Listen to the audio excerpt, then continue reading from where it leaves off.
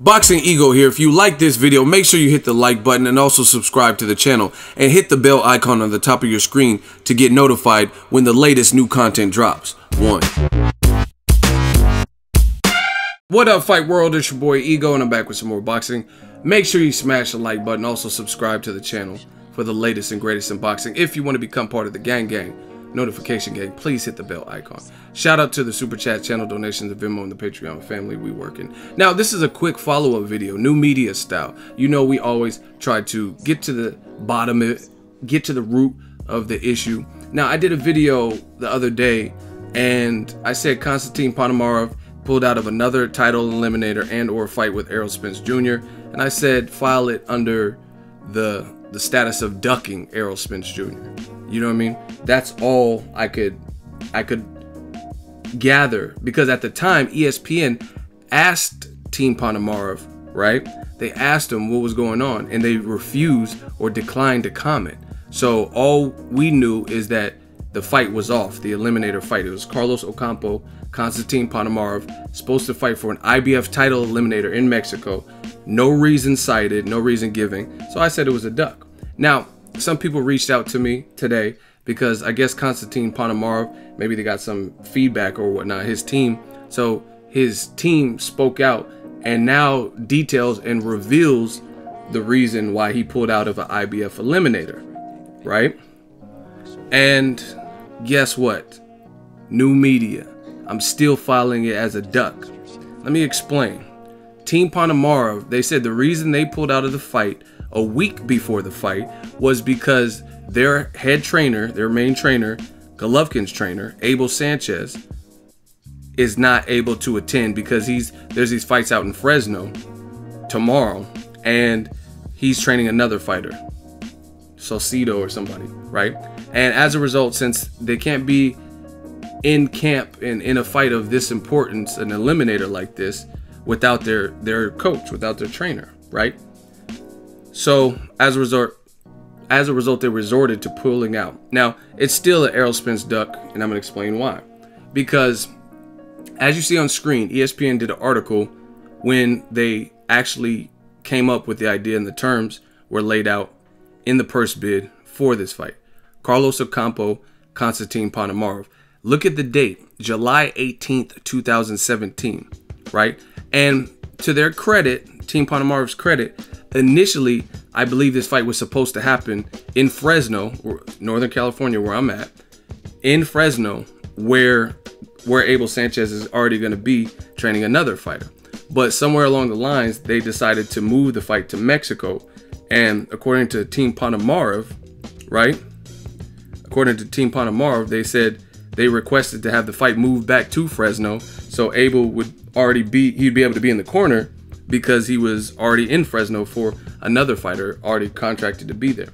But when that request was not met, the fight was to take place in Mexico, right?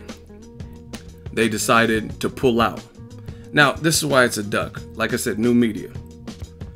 Because as you can see, July 18th is when they discussed and came to terms for the fight. And I'll give them the benefit of the doubt. Okay, let's say the fight was supposed to happen in Fresno. That would have made it easy for Abel Sanchez to be there. However, as you can see, Exhibit A from Complex Sports, you see there's an article, Konstantin Ponomarev versus Carlos Ocampo, right? So there's an article written and it says, down in Chihuahua, a pair of undefeated welterweights face off in an IBF eliminator, right? And there's this whole article about this particular fight. Now, Exhibit A, look at that date, August 31st, right? Now, I know what some of you guys are thinking, like, new media, get to the goddamn point. Explain this. Very simple. How are there articles written on August 31st from Complex Sports saying the fight is going to be in Mexico? So, meaning, AKA, this fight from as far as I could trace back to August. Like, okay, so they announced the fight in July, benefit of the doubt. Let's say it was supposed to happen in Fresno. But there's an article August 31st from Complex Sports saying that they are fighting and they're going to be fighting in Mexico. So let me tie this all in for you guys. since August 31st, at least, I don't know exactly when this switched to Mexico to make this fight in Mexico. I don't know when that was actually done. But as far as I can go back, August 31st, Konstantin, Team Ponomarev knew the fight was taking place in Mexico. So let me put this together for you. Why would you pull out 1 week before the IBF Eliminator, right? You would have known that Abel Sanchez, because his fight, that never got moved to a different region, right? So you would have known as at least at August 31st that Abel Sanchez wouldn't be able to be in 2 places at one time. And you wait 1 week before the fight and then pull out. So again, that story is not checking out to me, new media. It is what it is. And again, I told you, this is not the first time Konstantin Ponomarev has pulled out from a fight with Errol Spence Jr. So that makes it worse. It's kind of like Luis Ortiz when he failed the VADA test against Latif Coyote, got suspended, and then he failed another one with Deontay Wilder. It's not looking good. Just like baseball, that would be considered 2 strikes.